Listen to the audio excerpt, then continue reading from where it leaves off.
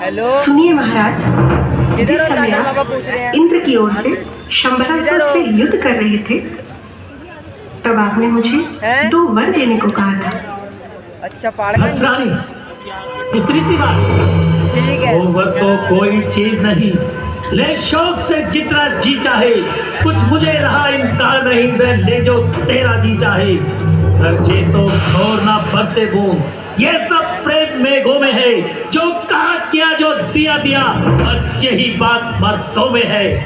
Hello इन मीठी मीठी बातों में महाराज राजा ना मुझको महाराज हैं। बहकाओ। सच्चे हो तो है राजा जी, सौगंध राम की खा जाओ। रानी, तो क्या रघुकुल सूर्यवंशी दशरथ अविश्वासी हो गया? परमात्मा गवाह है, अनहित नहीं होगा। क्षत्रिय कुमार धन से विचलित नहीं होगा। एक घोर प्रतिज्ञा है, यह क्षत्रिय का वचन है। मध्यस्थ मेरी बात का ये राजभवन है आन पहली मर्तबा उस पाक नाम की, खाता हूं तेरे सामने सौगंध राम की। धन्य है महाराज। तो सुनिए, प्राणपति प्राणनाथ, अब वर मैं अपने मांगती हूँ। पहला वर राम के बदले ये राज भरत को मांगती हूँ। दूसरा रण जो चाहिए मेरा, तो सुनो संकुचित ना होना। क्षत्रिय नरेश कहलाते हो, तो सत्य से विचलित ना होना। ये राम जो राजा होते हैं, सो राजा नहीं उदासी है। कल से 14 वर्षों तक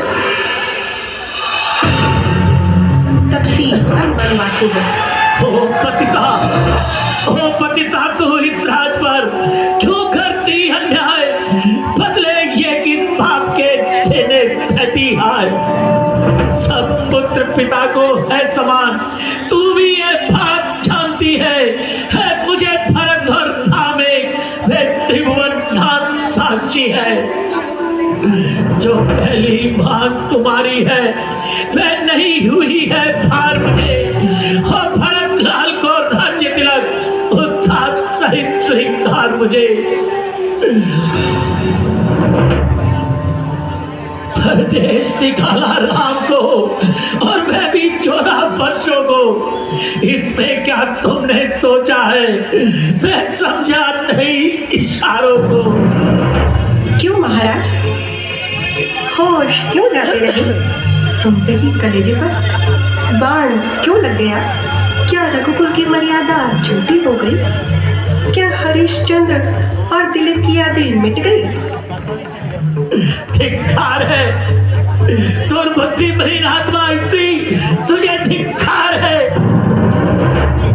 दूध पीकर चेहर उगलने वाली नागिन, आखिर राम ने तेरा क्या बिगाड़ा है?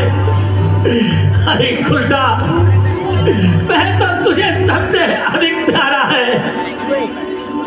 निर्भागिनी, इस कष्ट को मैं कैसे सहन करूंगा?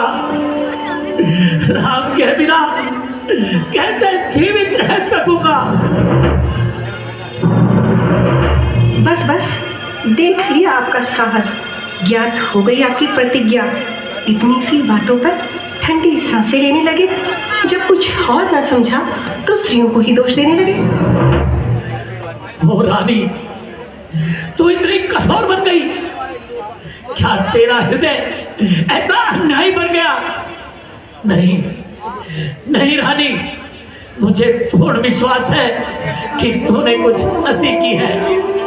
प्यारी, तू मेरी अर्धांगिनी है, मेरे सुख दुख की साथी है। मांगता हूँ ठीक, बस इतना कहा मंजूर कर। प्राण तक ले ले, मगर राम को ना दूर कर। नहीं, कदापि नहीं। या तो राम तपसी का वेश बनाकर वनों में जाएं, या महाराज आप अपनी जुबान से यह कह दीजिए कि मुझे तुम्हारे 2 वचन देने से इनकार है। ओ निर्भागिनी, ये शब्द कहने से पहले तुझ पर बिजली क्यों ना गिर पड़ी? सूर्यवंश का नाम जग से मिटा देना चाहती है। ओ पापी आत्मा, क्या क्षत्रिय को अपने वचन से खिला देना चाहती है? ओ विश्वासघातिनी,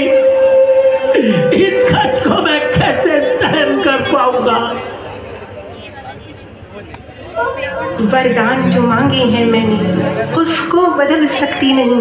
पड़ गई पत्थर पे रेखा धोने से मिट सकती नहीं। मगर आज बात घर में है, पंचों में कुछ अपमान नहीं। तुम अपने मुख से यह कह दो, मैं दूंगा यह वरदान नहीं। वो नीच बुद्धि वाली औरत कुएं में हमें गिराती है। जो सत्य हमारा जीवन है उस सत्य से हमें भिगाती है। हम सूर्य वंश के महलों में कालिमा नहीं आने देंगे। सुनती है, प्राण दे देंगे पर वचन नहीं जाने देंगे। क्यों महाराज, क्या मन अधिक भावुक हो रहा है? बस यूं ही इतनी शेखियां जताते थे। याद कीजिए, जरा अपने पूर्वजों की ओर ध्यान कीजिए। हरिश्चंद्र ने किस तरह रखा कुल का मान, राजा श्री ने आन पर कैसे त्यागे प्राण। ओ दुष्टा, बस शांत हो जा। याद रख, तू मुझे ही नहीं उजाड़ रही, बल्कि तू अपने पांव पर खुद ही कुल्हाड़ी मार रही है। इस समय गर्म हो रही है, लेकिन जब गर्मी उतरेगी तब तू ही अपनी करनी पर बस आएगी और रोएगी। रानी रानी आंचल पसार, कर्ज भी ले और धान भी ले, ये राज भी ले, ये ताज भी ले, वरदान भी ले और प्राण भी ले। महाराज, इतने व्याकुल क्यों हुए जाते हो? क्या शूरवीर कहलाकर एक साधारण सी बात के लिए घबराते हो? नाशकारणी, अब आगे दशरथ को ना सता, मेरे दुखी हृदय को ना सता। याद रख, यह सुहानी अयोध्या भी बसेगी, संसार में राम की बड़ाई फैलेगी।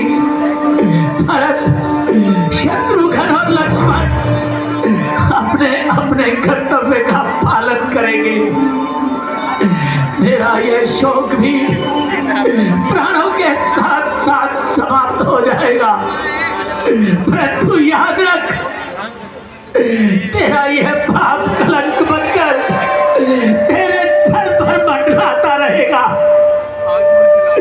हरि पापिन, याद रख, राम राज्य नहीं चाहते, राम राज्य नहीं चाहते। हरे राम, राम, हरे राम।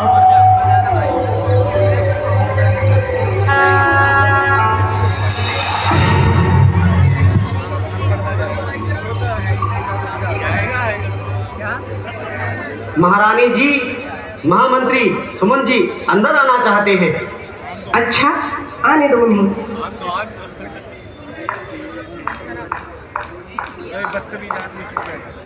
है यह क्या? अंधेरी रात में जगमगाने वाले महल की यह दशा, आंखों को चकाचौंध कर देने वाले राजमहल की ऐसी दुर्दशा। शोक में डूबा हुआ आता नजर सारा महल, हे प्रभु एक रात में हो गया कैसा बदल।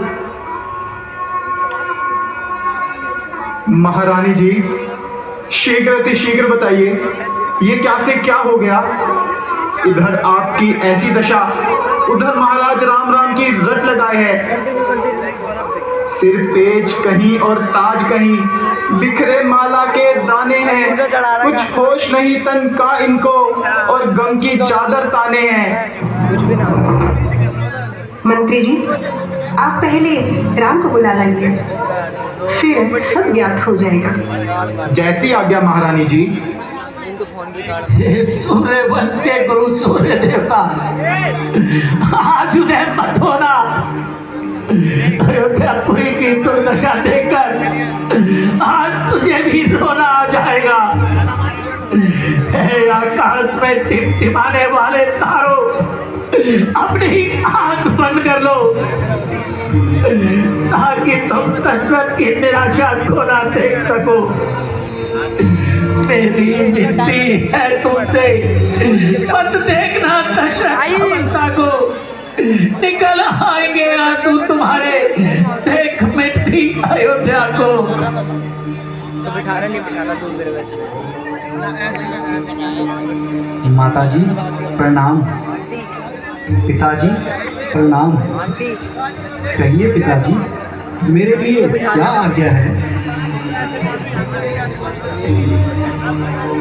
माताजी क्या कारण है? पिताजी बोलते क्यों नहीं? क्या इन्हें कोई महान दुख है? ये तो मुझे देखते ही गले से लगा लिया करते थे और संसार के सभी दुख भूल जाया करते थे। शीघ्र ही इसका कारण बताइए। बेटा राम, वैसे तो कुछ बात नहीं है। एक बार युद्ध भूमि से आकर तेरे पिताजी ने मुझे 2 वर दिए थे। आज मौका देखकर मैंने वो वर उनसे मांग लिए। एक वर में भरत को अयोध्या का राज्य और दूसरे वर में तुम्हें 14 वर्ष का वनवास। बस जब से वनवास का नाम सुना है तभी से तुम्हारे प्रेम के कारण व्याकुल हो रही है। माताजी इतनी सी बात के लिए पिताजी का दुखी होना उचित नहीं। यह तो एक साधारण सी बात है। फिर भरत तो मुझे अपने प्राणों से भी प्यारा लगता है। बड़भागी वह बेटा है जो माँ बाप का आज्ञाकारी है। माता अगर ऐसा हुक्म है तो जिंदगी सफल हमारी है। हम इतने बड़े हुए लेकिन अफसोस सदा ये रहा हमें, माता पिता किसी ने भी कुछ हुक्म ना अब तक दिया हमें। हम सच कहते हैं राज तिलक लगता था माता भार हमें, वह भरत प्राण प्यारे को हो इससे आनंद अपार हमें। माताजी यदि आज्ञा हो तो मैं स्वयं पिताजी से बात कर लूं।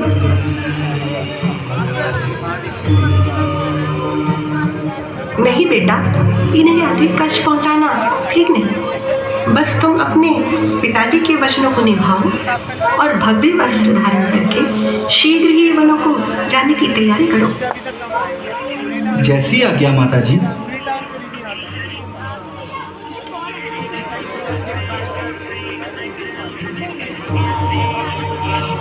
राम, मेरे प्यारे राम। महाराज रामचंद्र जी आए हैं। पिताजी प्रणाम। राम, मेरी आंखों की ठंडक, मेरे दिल के आराम। बेटा अब तुम कभी सौभाग्य की सूरत नहीं देख सकोगे। बेटा अपने हाथों से पाला, अपनी आंखों में रखा और अब स्वयं ही मन को भेज रहा हूं। अफसोस बेटा अफसोस, दिखाई कुछ नहीं देता मुझे तुम भी जगत भर में, तेरे इस चंद्रमुख से ही उजाला है मेरे घर में। पिताजी शोक और संताप को दूर कीजिए और प्रसन्नचित होकर मुझे वन जाने की आज्ञा दीजिए। मैं आपके वचनों का पालन करने में आनंद समझूंगा। ओ परमात्मा, ओ परमात्मा, तू कैसी लीला रचा रहा है।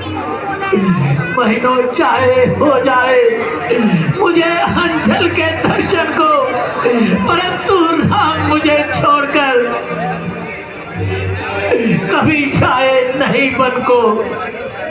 बेटा राम, तुम जब तक इनके पास रहोगे इन्हें संतोष नहीं आएगा, इनका कलेश बढ़ता ही जाएगा। इसलिए शीघ्र जाकर अपनी माता कौशल्या से आज्ञा लेकर वन को चले जाओ, क्योंकि जो मुहूर्त राज तिलक का था वही वन जाने का भी है। इसलिए यह लो भव्य वस्त्र और वन जाने की तैयारी करो। जैसी आज्ञा माताजी।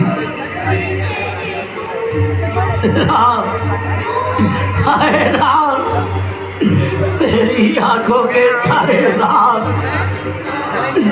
मेरा आनंद लूटा है। हाय दुस्ताने पाने से चला है आज हंस उड़कर, हाय अब अपने ठिकाने से। राम, बेटा राम।